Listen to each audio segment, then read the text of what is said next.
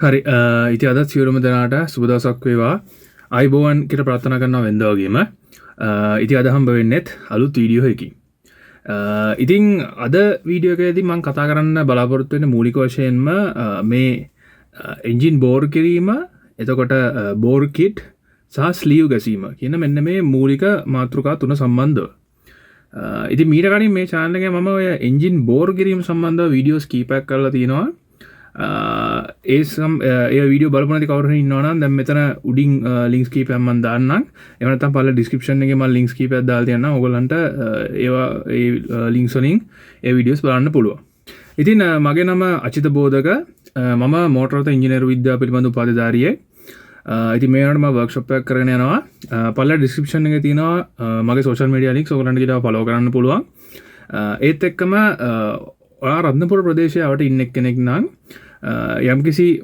මොට cycle හෝ රතවාහනවල යම්කිසි අලුත් අඩියක් සඳහා ම සම්බන්ධ කරගන්න අවශ්‍යනක් පලා ඩිස්ක්‍රපෂන් එක තියෙනවා මගේ කටක් ඩීටල් සහ වර්ක්ෂප් ලොකේෂන් එක ඒවහරහා මව සම්බන්ධ කරගැනීමේ හැකියාව තියෙනවා ඉතිං දැන් අපි යන් අපේ ප්‍රධාන මාතෘකාවට එතමයි මේ එන්ජින් බෝර් කිරීම ස්ලීව් ගැසීම සහ බෝර් කිට් කියන මෙන්න මේ ප්‍රධාන මාතෘකාවට ඉතින් දැන් එන්ජින් එකක් කාල ඇත්තිසේ භාවිතා කරන්නකොට ඒ එන්ජින් එක ගෙවෙන ප්‍රධානම කොටස් තුනක් තමයි පිස්ටන් එක පිස්ටර් රිංස් සහ බෝරක කියලා කියන්නේ ඉති මෙන්න මේ කොටස් තුන තමයි එන්ජින් එක මූලික වශයෙන්ම කාල ඇත්ත එක්ක ගෙවෙන කොටස් තුන ඉතින් මේ කොටස් තුනෙන් එන්ජින් එකක කරන ප්‍රධානම සහ මූලිකම කාර්යන් දෙකක් තියෙනවා ඒකෙන් පළවෙනි එක තමයි අපි ෆෝස්ට්‍රෝක් එන්ජින්නක් ගත්තොත් ෆෝස්ට්‍රෝක් එන්ජින් එකක දැම් පිස්ටන් එකෙන් උඩ ඉන්දන දහනය වෙනකොට ඒ අදාළ පීඩනය රඳවා ගැනීම තමයි මේ ෆෝස්ට්‍රෝක් එන්ජින් එක මේ කොටස් තුනෙන් කරන මූලිකම කාර්ය ඇති අපි ඒකට ගෙන එන්ජින් එක කම්ප්‍රෂන් එක තියාගන්නවා කියලා එතකොට ඊලංකාරණය තමයි එන්ජින් එක ක්‍රෑන් කේස්සගේ තියෙන එන්ජින් ඔයිල් මේ පිස්ටන් එක සහ බෝර් එක අතර මේ හිඩසින් උඩට ඇවිල්ලා ඒ එන්ජින් එක ඉන්දන දහනය වෙනකොට ඒ ඉන්දනත් එක්ක දහනය වෙන එක වලක්ව ගන්න එක තමයි මේ කොටස් තුනෙන් කරන ඊලංකාර්ය ඉතින් කාලයක් තිස්සේ මේ එන්ජින් එක දිගින්දිකන භාවිතා කරන්නකොට මේ එන්ජින් වල මේ කොටස් තුනේ සිද්ධ වෙන ගෙවීම නිසා මේ කාරණා දෙකම මේ කොටස් තුනට ඉෂ්ට කිරීමේ හැකියාව ක්‍රමක්‍රමයෙන් අඩු වෙලා යනවා එකන්නේ මේ කොටස් තුන ගෙවෙනකොට එකන්නේ බෝර් එක පිස්ටර් රිං සහ පිස්ටන් එක කියන මේ කොටස් තුන ගෙවෙනකොට කාලයත් එක්ක එන්ජින් එකේ කම්ප්‍රෂන් අඩුවීම සිද්ධ වෙන ප්‍රධාන වශයෙන් මූලිකවම ඊළඟට එන්ජින් එකේ ඔයිල් බර්න් එකක් වෙන්න පටන් ගන්නවා ඉතිං මේ කියන කොටස් තුන නැවත අලුත් වැඩියා කරලා ඒ එන්ජින් එක නැවත යථාතත්වයට පත් කරගන්න මූලික ක්‍රම තුනක් තින ප්‍රධාන වශයෙන් ඒ තුනෙන් පළවෙනි එක තමයි එන්ජින් බෝර් කරන එක දෙවනික තමයි ස්ලීව් ගහන එක තුන්ගනි එක තමයි බෝර් කිට්ට එකක් තියෙනවා කියන එක තින් මූලික වශයෙන්ම එන්ජින් එක පිස්ටන් එක පිස්ටර් රිංස් සහ බෝර් එක කියන මේ කොටස් තුන නැවත යථාතත්වයට පත් කිරීමේ ප්‍රධාන ක්‍රම තුන තමයි මේ කියන බෝර් කිරීම බෝර් කිට්ට එකක් තියෙන එක සහ ස්ලීව් ගහනවා කියන මෙන්න මේ ප්‍රධාන කාරණා තුන ඉතින් අර මං කලින් කරලා තියෙන වීඩියෝ වලදී මම මූලික වශයෙන්ම මේ එන්ජින් බෝර් කරන එක ගැන සම්බන්ධව කතා කරලා තියෙනවා නමුත් මේ ස්ලීව් ගහන එක සහ බෝර් කිට් තියෙන එක ගැන එහෙම ලොකුවට ෆෝකසයක් කරලා නෑ ඉතින් ඒක හින්දා අද මේ වීඩියෝකේදී මගේ මූලික බලාපොරොත්තුව තමයි මේ ක්‍රමවේද තුනේ තියෙන මොනවද එකන ඒව වෙනස්කම් මොනවද ඒව අඩුපාඩු මොනවද ඒව වාසි අවාසිදායක තත්ත්වයන් වගේ මෙන්න මේ වගේ දේවල් කතා කරන එක තමයි අද මේ වීඩියෝ එකේ මූලික අරමුණ බවට පත්වෙන්නේ ඉතින් අපි මුලින් බලමු මේ එන්ජින් එකක් බෝර් කරනවා කියන්නේ මොකක්ද කියන කාරණය සම්බන්ධව ඉතින් සරලවම එන්ජින් එකක් බෝර් කරනවා කියලා කියන්නේ දැන් එන්ජින් එක කාලයක් තිස්සේ දිගින් දිගටම සිද්ධ වෙන මේ ගෙවීමත් එක්ක බෝර් එක පිස්ටන් එක සහ රිං සෙට් එක කියන මේ කොටස් තුන ගෙවිලා ගියාට පස්සේ උදාහරණයක් හැටියට අපි හිතමු ඒ එන්ජින් එක ස්ටෑන්ඩඩ් එන්ජින් එකක් කියලා. කියන්නේ ෆැක්ටරියෙන් නිෂ්පාදකයාගෙන් කෙලින්ම ඇවිල්ලා කාලයක් තිස්සේ භාවිතා කරපු එන්ජින් එකක්. එතකොට මේ එන්ජින් එකේ මේ පිස්ටන් එක බෝර් එක සහ රිං සෙට් එක කියන මේ කොටස් තුනම ගෙවිලා තියෙන්නේ අහපෝ අලුත් වැඩියා කරන්න බැරි මට්ටමටම. එතකොට කරන්නේ මේ බෝර් එක. ඒ කියන්නේ බෝර් එක කියලා සරලවම හඳුන්වන්නේ ඒ එන්ජින් එකේ තියෙන මේ පිස්ටන් එක ඉහළ පහළ චලනය වෙන සිලින්ඩර් එක. මේ සිලින්ඩර් එක කපලා ඒ සිලින්ඩරගේ ඩයමීටරක වැඩි කරන ගැන සිලින්ඩරගේ විශ්කම්බය වැඩි කරනවා. ඉතින් මේ විදිහට විශ්කම්බය වැඩි කරාට පස්සේ ඔයගොල්ලෝ දන්නවා ඔයගොල්ලන් තේරෙනවා ඇති කලින් ඒ එන්ජින් එකේ තිබ්බ ප්‍රමාණයට වැඩිය ඒ සිලින්ඩරගේ විශ්කම්බය වැඩි වෙලා තියෙන්නේ. ඒ කියන්නේ තිබ්බ පිස්ටන් එකට වැඩිය ලොකු පිස්ටන් එකක් දාන්න ඕනේ. අන්න ඒ වගේ මේ බෝර් එකේ ඩයමීටර් එක එහෙම නැත්නම් විශ්කම්බය වැඩි කරලා ලොකු පිස්ටන් එකක් දාන එකට තමයි එන්ජින් එකක් බෝර් කරනවා කියලා කියන්නේ. ඉතින් එන්ජින් එකක් ගත්තට පස්සේ මේ විදිහට බෝර් කරන්න පුළුවන් ප්‍රධාන අවස්ථා 4ක් තියෙනවා. ඉතින් ඒ 4 තමයි 25 50 75 100 කියලා හඳුන්වන්නේ. ඉතින් මේ 25 කියන එකෙන් හඳුන්වන්නේ 0.25 මිලිමීටර් කියන එක. 50 කියන්නේ 0.5 මිලිමීටර්, 75 කියන්නේ 0.75 මිලිමීටර්, 100 කියලා කියන්නේ 1.00 මිලිමීටර්. කියන්නේ මිලිමීටර් 1. ඉතින් මේ කියන අවස්ථා හතරෙන් අදහස් වෙන්නේ දැන් අපි උදාහරණයක් ඇරෙට 25 ගත්තොත් ෆැක්ටරියෙන් ඒ එන්ජින් එක ආපු ස්ටෑන්ඩඩ් සයිස් එකට වැඩිය මිලිමීටර් 0.25ක් ඒ බෝර් එකේ ඩයමීටර් එක ලොකු කරලා කපනවා කියන එක තමයි මේ 25 කියන එකෙන් අදහස් වෙන්නේ. ඒතර 50 කියන්නේ ස්ටෑන්ඩඩ් ආවට වැඩිය මිලිමීටර් 0.5ක් කපනවා වැඩි කරලා කපනවා. 75 කියන්නේ මිලිමීටර් 0.75ක් වැඩි කරලා කපනවා. 100 කියලා කියන්නේ මිලිමීටර් 1ක් වැඩි ඩයමීටර් එක වැඩි කරලා කපනවා කියන එක. ඉතින් මේ අවස්ථා හතරට හරියන්න පිස්ටන් වෙනම වෙළඳ පොලේ මිලදී ගන්න තියෙනවා.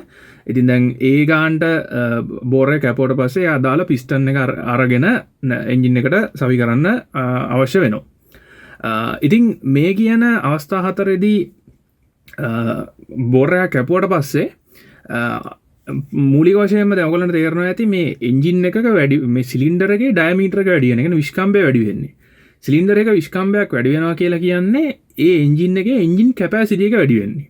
ඒ කියන්නේ අපි 25 50 75 100 මේ විදිහට එන්ජින් එකක් කපාගෙන යනකොට ඒ එන්ජින් එකේ සිලින්ඩර් ඩිස්ප්ලේස්මන්ට් එක එහෙම නැත්නම් එන්ජින් කැපැසිටි එක ටික වැඩි වෙනවා.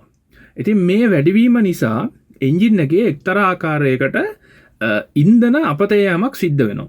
ඒ කියන්නේ අපි කියන්නේ දැන් එන්ජින් කැපැසිටි එකක් වැඩි වෙනවා. නමුත් ඒ එන්ජින් එකෙන් එහෙම අර ඒ කියන්නේ එෆෙක්ටිව් පවර් ගේන් එකක් සිද්ධ වෙන්නේ නැහැ.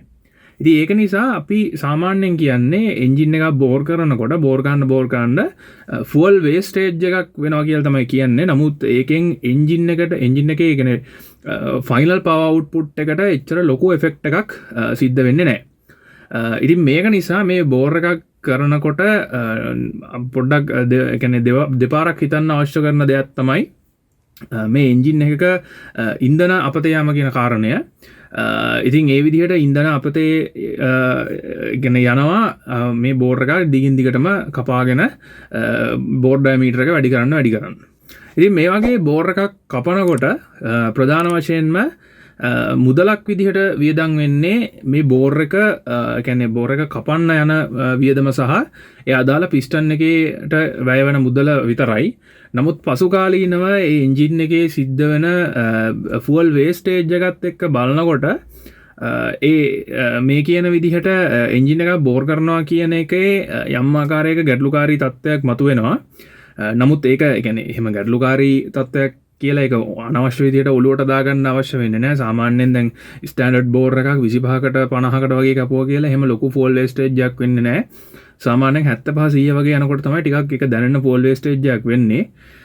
ඉතින් ඒක හින්දා ඒක අනවශ්‍ය විදිහට ඔලුවට දාගන්න අවශ්‍ය දෙයක් නෙමෙයි. සාමාන්‍යයෙන් 25ට 50ට වගේ බෝර් එකක් කැපුවා කියලා ඒක එච්චර ලොකුවට දැනෙන දෙයක් නෙමෙයි. ඉතින් ඊළඟට අපි කතා කරමු මේ ස්ලීව් ගහනවා කියන කාරණේ සම්බන්ධව. ඉතින් මේ ස්ලීව් ගහනවා කියන එකේ මූලික වශයෙන්ම අදහස් වෙන්නේ මේ සිලින්ඩර් එකේ කියන්නේ බෝර් එකේ පිස්ටන් එක උඩ පල්ලෙහා යන සිලින්ඩර් එක සම්පූර්ණයෙන්ම ගලවලා ඒ වෙනකොට අලුත් සිලින්ඩර් එකක් ගහන එක. ඉතින් මේ ගහන සිලින්ඩර් එකට අපි කියනවා ස්ලීව් එකක් කියලා. සාමාන්‍යයෙන් මෙතෙන්දි සිද්ධ වෙන්නේ මේ බෝර් එකේ තියෙන ස්ලීව් එක හයිඩ්‍රොලික් ප්‍රෙස් එක ගහලා අනිත් පැත්තෙන් පන්නලා එළියට ගන්නවා. එළියට අරගෙන ඒ ප්‍රමාණයටම නැවතත් අලුත් ස්ලීව් එකක් කපලා ඒ හයිඩ්‍රොලික් ප්‍රෙස් එකේම හපෝ ඒ සිලින්ඩර් එකට ඇතුළට තද කරලා තමයි මේ ස්ලීව් ගැසීම කියන කාරණය මූලික වශයෙන්ම සිද්ධ කරන්නේ. ඉතින් මේ ස්ලීව් එකක් ගහනවා කියන එකෙන් අපිට පුළුවන් ඒ එන්ජින් එක නැවතත් ෆැක්ටරි කන්ඩිෂන් එකටම ගන්න. ඒ කියන්නේ ආපහු ඒ එන්ජින් එකේ ඔරිජිනල් තත්ත්වයටම ඒ එන්ජින් එක නැවත ගැනීමේ හැකියාව තියෙනවා මේ ස්ලීව් එකක් ගහනවා කියන කාරණය මගින්. එතකොට දැන් අපි උදාහරණයක් හැටියට ගත්තොත් දැන් 100ට වගේ බෝර් කරපු එන්ජින් එකක් නම් 100න් එහාට ඒ බෝර් එක තවදුරටත් කපන්න බෑ. ඒ කියන්නේ 100 කියලා කියන්නේ එන්ජින් එකක් කපන්න පුළුවන් උපරිම ප්‍රමාණය. ඉතින් උපරිම ප්‍රමාණය කපුවට පස්සේ එතනින් එහාට ආපහු එන්ජින් එක කපන්න බෑ. ඉතින් ඒ වගේ අවස්ථාවකදී නැවතත් මේ ස්ලීව් එකක් ගහලා ඔරිජිනල් මට්ටමටම ඒ එන්ජින් එක ගැනීමේ හැකියාව තියෙනවා. ඉතින් ඒත් එක්කම දැන් බෝර් කරන එන්ජින් එක බෝර් කරන්න අවශ්‍යතාවයක් වෙලා තියෙනවා නම් ඒ වගේ ඕනම අවස්ථාවකදී උනම් මේ ස්ලීව් එකක් ගහන්න පුළුවන්. ඉතින් ස්ලීව් එකක් ගහුවා කියලා කියන්නේ නැවතත් ඒ ඔරිජිනල් විදියටම ඒ එන්ජින් එක ගැනීමේ හැකියාව තියෙනවා. ඉතින් මේ වගේ ස්ලීව් ගහනවා කියන කාරණේදී සාමාන්‍යයෙන් ටිකක් මුදලක් වැය වෙනවා. ඉතින් මේ මුදලක් වැය වෙන්නේ ප්‍රධාන වශයෙන්ම බෝර් එක මේ ස්ලීව් එකට මුදලක් වැය වෙනවා.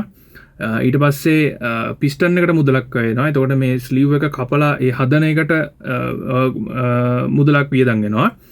ඉතින් මේ මුදල වියදම් වුණාට පසු කාලිනව බැලුවාම ඒ එන්ජින් එකේ ඒ කියන්නේ දීර්ඝ කාලීනව ඒ එන්ජින් එකේ සිද්ධ වෙන ඉන්ධන ඉතුරුවත් එක්ක බැලුවට පස්සේ ඒ අර ඉනිෂියල් කොස්ට් එක එච්චර ඒ කියන්නේ ගණන් ගන්න තරම් දෙයක් නෙමෙයි. මොකද මේ පසු කාලීනව දීර්ඝ කාලීනව සිද්ධ වෙන ඉන්ධන ඉතුරුව හා සලකනකොට.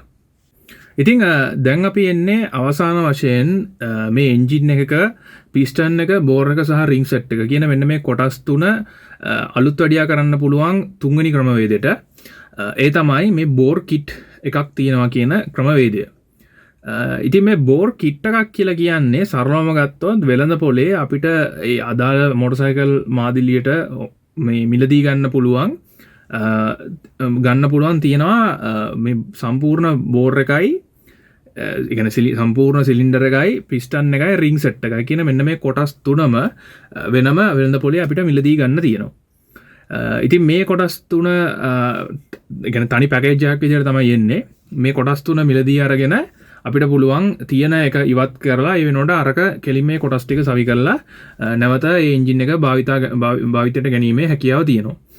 ඉතින් මේ වගේ බෝර් කිට් එකක් කියලා කියන්නේ සරලවම ගත්තොත් අලුතෙන් ස්ලීව් එකක් ගැහුවා වගේ වැඩක් තමයි. ඒ කියන්නේ හපු ෆැක්ටරි කන්ඩිෂන් එකටම ඒ එන්ජින් එක නැවත ගැනීමේ හැකියාව තියෙනවා. ඉතින් සරලවම ගත්තොත් මේ වගේ බෝර් කිට් එකක් තියෙනකොට ඒ කියන්නේ සාමාන්‍යයෙන් දැන් අපි මේ ස්ලීව් ගහන්නේ ස්ලීව් එකක් ගහනවා කියන කතාව සිද්ධ කරන්නේ වෙළඳ පොලේ අපි ඒ කියන්නේ සාමාන්‍යයෙන් අමතර කොටස් ටිකක් අඩු මෝටර්සයිකල් තියෙනවා. ඉතින් අමතර කොටස් අඩු මෝටර්සයිකල් විශේෂයෙන්ම ගත්තොත් පරණ ජපාන් මෝටර්සයිකල් එහෙම ගත්තට පස්සේ ඒ වගේ මේ වගේ කොටස් මිලදී ගන්න නැහැ සමහර ඒවා වෙළඳ පොලේ. ඉතින් එතකොට ඒ වගේ බෝර් එක අරගෙන බෝර් එකේ පරණ ස්ලීව් එක අයින් කරලා අලුත් ස්ලීව් එකක් ගහලා නැවත යථා තත්ත්වයට ගැනීම සිද්ධ කරනවා. නමුත් වෙළඳ පොලේ විශේෂයෙන්ම ගත්තොත් ඉන්දියන් චයිනීස් වගේ මෝටර්සයිකල් ගත්තොත් ඒවට මේ කොටස් වෙළඳ පොලේ අපිට මිලදී ගන්න තියෙනවා මේ ඕන තරම්. ඉතින් එතකොට අපිට ගන්න තියෙන්නේ පරණ එක අයින් කරා අලුත් එක ගත්තා එහෙම හයි කරා.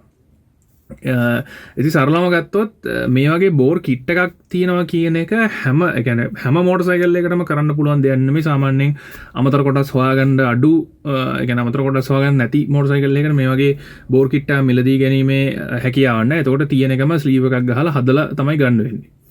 එතකොට වෙළඳ පොලේ මිලදී ගන්න තියෙන බෝර් කිට් එකක් ගත්තොත් ඒ කියන්නේ ගොඩක් අමතර කොටස් තියෙන මෝටර්සයිකල් එකක් ගත්තොත් කෙලින්ම බෝර් කිට් එක අරගත්තා අලුතෙන් තිබ්බා. ඉතින් සාමාන්‍ය වෙලා කියන්නේ හුඟක් වෙලාවට මේ වගේ අමතර කොටස් මිලදී ගන්න තියෙන මෝටර්සයිකල් එකක් ගත්තොත් අහපව් ස්ලීව් ගහන්න කියලා එහෙම ක්‍රියාවලියක් මේ කරන්න අවශ්‍යතාවයක් වෙන්නේ නැහැ. බෝර් කිට් මිලදී ගන්න තියෙනවා. ඉතින් ඒ වගේ බෝර් කිට් එකක් ගත්තට පස්සේ බෝර් කිට් එකකට සාමාන්‍යයෙන් එහෙම ලොකු මුදලක් වියදම් වෙන්නේ නැහැ. මොකද සාමාන්‍යයෙන් ස්ලීව් එකක් ගහලා එන්ජින් එකක් හදනවට වැඩිය සාපේක්ෂව අඩු මුදලක් තමයි සම්පූර්ණ බෝර් කිට් එකක් මිලදී ගන්න වැය වෙන මුදල බවට පත් වෙන්නේ. ඉතින් මේ බෝර් කිට් එකක් මිලදී ගන්නකොට සැලකිය යුතු විශේෂ කාරණා කීපයක් තියෙනවා. ඒ කියන්නේ මටත් පෞද්ගලිකව මෙහෙම අවස්ථා කීපයකට මමත් මුහුණ දීලා තියෙනවා. ඒ තමයි වෙළඳ පොලේ මේ බෝර්කිට් මිලදී ගන්නකොට සාමාන්‍යයෙන් දැන් අපි පිස්ටන් එකක් ගත්තට පස්සේ මේ පිස්ටන් වල ඩයමීටර් පොඩි දශම ගණන් වලින් හරි එකිනෙකට වෙනස් වෙනවා. ඒ කියන්නේ අපි එකම කම්පැනියෙන් පිස්ටන් 100ක් හැදුවොත් ඒ පිස්ටන් 100 ඩයමීටර් 100ක් තියෙන්න පුළුවන්. එතකොට ඒ අදාළ බෝර් එක කපන්නේ ඒ පිස්ටන් එකට හරියන්න. එතකොට ඒ බෝර් එකට සමහර විට වෙන පිස්ටන් එක හරියන්නේ නැති වෙන්න පුළුවන්. ඔය සමහර හුඟක් වෙලා ඒ කියන්නේ මම සමහර අවස්ථාවල් දැකලා තියෙනවා මේ බෝර් කිට් විකුණන මේ වෙළඳසල් වලින් ඒගොල්ලෝ දැන් කවුරු හරි ස්ටෑන්ඩඩ් සයිස් පිස්ටන් එකක් ඉල්ලුවට පස්සේ ස්ටෑන්ඩඩ් සයිස් පිස්ටන් නැත්තම් මේ බෝර් කිට් වල තියෙන පිස්ටන් එක අරගෙන පැකේජ් එක කඩලා ඒ පිස්ටන් එක අර එන කෙනාට විකුණනවා. විකුණලා අහපෝ ස්ටෑන්ඩඩ් සයිස් පිස්ටන් ස්ටොක් ආවට පස්සේ ඒ පිස්ටන් එකක් දානවා අර කඩපු පැකේජ් එකට. නමුත් ඒ පිස්ටන් එකේ ඩයමීටර් එක යම් ප්‍රමාණ වලින් යම් පොඩි ප්‍රමාණයකින් හරි වෙනස්. ඉතින් එතකොට ඒ පිස්ටන් එක අරකට හරියන්නේ නැහැ. අර මේ ඒ කියන්නේ අර බෝර් කිට් එකට හරියන්නේ නැහැ. ඉතින් මම පෞද්ගලිකව ඒ වගේ අවස්ථා කීපයකට මුහුණ දීලා තියෙනවා. මේ වගේ පිස්ටන් එක ඒ කියන්නේ බෝර් කිට් එක බෝර් එක වෙනම දීලා පිස්ටන් එකත් වෙන බ්‍රෑන්ඩ් එකකින් මොකක් හරි ඒ කියන්නේ එකම පිස්ටන් ස්ටෑන්ඩඩ් සයිස් මේ අර බෝර් එකට දීලා ඉතින් එන්ජින් එක හයි කරාට පස්සේ පිස්ටන් එක මේ සිලින්ඩර් එක ඇතුලේ මෙහෙම දෙපැත්තට ප්ලේ වෙනවා. ඉතින් ප්ලේ වෙනවා කියන්නේ ඒ එන්ජින් එකේ කම්ප්‍රෙෂන් එහෙම මේ ඇත්තම නැහැ. ඉතින් ඒ වගේ අවස්ථාවකටපත් නොවෙන්න අනිවාර්යයෙන්ම වෙළඳ පොලේදී අපි මේ බෝර් කිට් එකක් ගන්නකොට බලන්න ඕනි සීල් පැකේජ් එක. ඒ කියන්නේ මේ පැකේජ් එක කලින් කඩපු නැති පැකේජ් එකක් බවට පත් වෙන්න ඕනි. සීල් පැකේජ් එකේ බෝර් එක පිස්ටන් එක සහ රිං සෙට් එක කියන මෙන්න මේ කොටස් තුනම තියෙන්න ඕනේ අනිවාර්යයෙන්ම. ඉතින් මේ වගේ සීල් පැකේජ් එකක මේ කොටස් තුන නැත්තම් කිසිම අවස්ථාවකදී බෝර් කිට් එකක් මිලදී ගන්න එපා. මොකද ඒක ඒ බෝර් කිට් එක මිලදී ගන්න එකත් අන්තිමට වැඩක් නැති වෙනවා. ඒ එන්ජින් එකේ ඔයිල් පිච්චෙන්න එහෙම නැත්තම් කම්ප්‍රෙෂන් ලොස් එකක් සිද්ධ වෙන්න පටන් ගත්තා. ඉතින් මම පෞද්ගලිකව මේ අවස්ථාවට කීප සැරයක් මුහුණ දීලා හින්දා තමයි මේක අතිශය අවධාරණය කරලා කියන්නේ. ඉතින් ඒක හින්දා වෙළඳ පොලේදී මේ බෝර් කිට් එක මිලදී ගන්න යනවා නම් අනිවාර්යයෙන්ම තනි පැකේජ් එකේ බෝර් එක රිං සෙට් එක සහ පිස්ටන් එක කියන මේ කොටස් තුන නැත්තම් කිසිම විදිහකදී ඒ බෝර් කිට් එක මිලදී ගැනීමක් සිද්ධ කරන්න එපා. ඉතින් අද මේ වීඩියෝ එකේදී මම මූලික වශයෙන්ම කතා කරේ එන්ජින් එකක පිස්ටන් එක බෝර් එක සහ රිං සෙට් එක කියන මේ කොටස් තුනේ ගෙවීමක් සිදු වුණාට පස්සේ ඒ කොටස් තුන නැවතත් යථා තත්ත්වයට පත් කිරීමේ ප්‍රධාන ක්‍රම තුන සම්බන්ධව. ඉතින් ඒ තමයි එන්ජින් බෝර් කිරීම, ස්ලීව් ගහන එක සහ බෝර් කිට් එකක් තියෙනවා කියන මෙන්න මේ කාරණා තුන සම්බන්ධව. ඉතින් මේ කාරණා තුනේදී මූලික වශයෙන්ම සිද්ධ වෙන්නේ මොනවාද? මේ වගේ තියෙන වාසිදායක තත්ත්වයන්. එතකොට මේවයි මොනවගේ වෙනස්කම්ද තියෙන්නේ? ඒ වගේ කාරණා කීපයක් ගැනම මේ වීඩියෝ එකේදී මම මූලික වශයෙන්ම කතා කරා. ඉතින් අදට මේ වීඩියෝ එක නවත්තනවා. පල්ලා ඩිස්ක්‍රිප්ෂන් මේ පල්ලා කමෙන්ට් සෙක්ෂන් එකේ කමෙන්ට් එකක් දාන්න මේ ගැන ඕගොල්ලෝ මොනවද දැනන් හිටියේ කියන එක සහ ඉදිරියේදී මේ channel එකෙන් බලන්න අවශ්‍ය කරන දේවල් මොනවද කියන එක සම්බන්ධව ඉතින් ඒ වගේම නැවත මතක් කිරීමක් කරනවා පල්ලා ඩිස්ක්‍රිප්ෂන් එකේ තියෙනවා මගේ social media links ඔයගලන්ට ගිහලා follow කරන්න පුළුවන්. එහෙනම් අප අලුත් වීඩියෝ එකක් හම්බ වෙනකන් සියලු දෙනාට සුබ දවසක්. ආයුබෝවන්. ජය වේවා.